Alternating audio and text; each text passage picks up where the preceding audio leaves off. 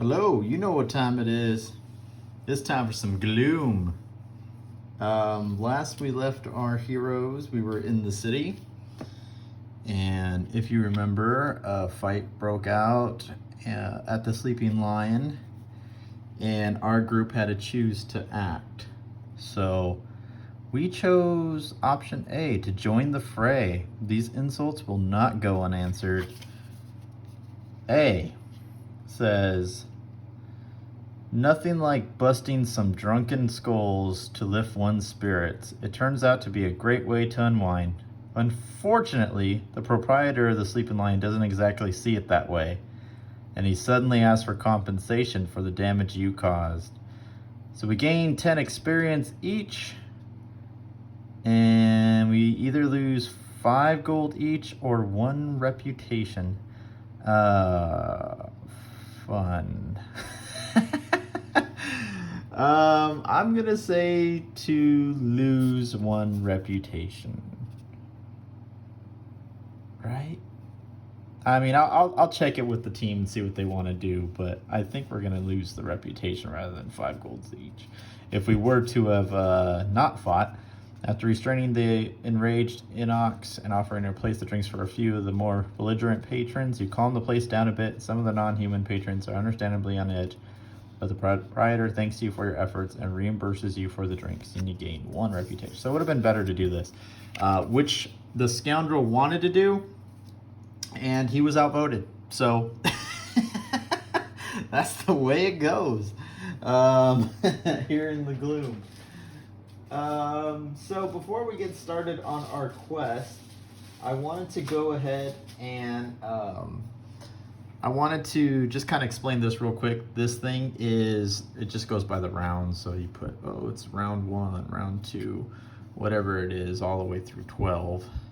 We had more than 12 rounds, so you don't have to use this.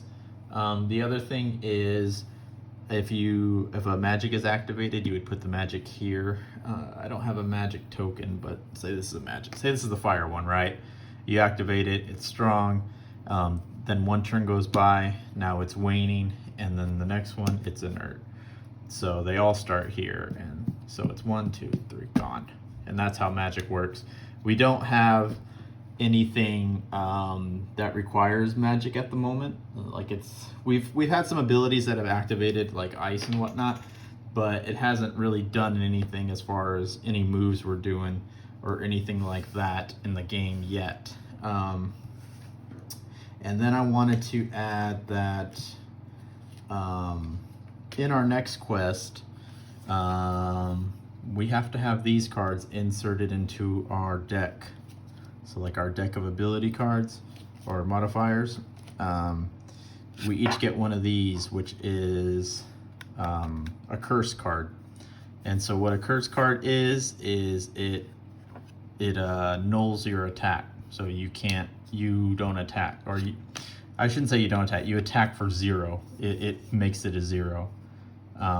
Any kind of poison or anything it adds to it, that does still work, but your attack will always be 0 if you draw this card. So everyone's gonna have one of those added to their decks. And then, is there anything else? The other thing I want to say is the next quest is going to have a boss, and the boss has their own cards, and if you look, it tells you special 2, so that means it activates special 2.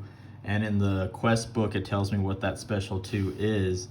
And so that would activate an ability for that boss. So just a heads up, that's how the boss is going to work in the next quest. So that being said, we're gonna get out onto the road and do our road quest. So let's go ahead and read our road quest here. All right. Heading down the main road, you see an odd-looking wagon in front of you.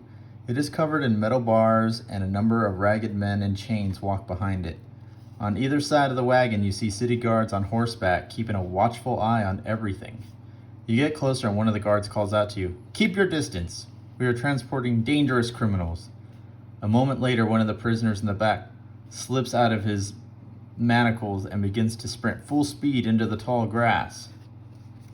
Option 1, help the guards catch the escaping man. Option 2, interfere with the guards to help the man escape. Ooh, interesting. So I'll give you the results of that in my next video, as well as what the first layout's gonna look like. So until next time.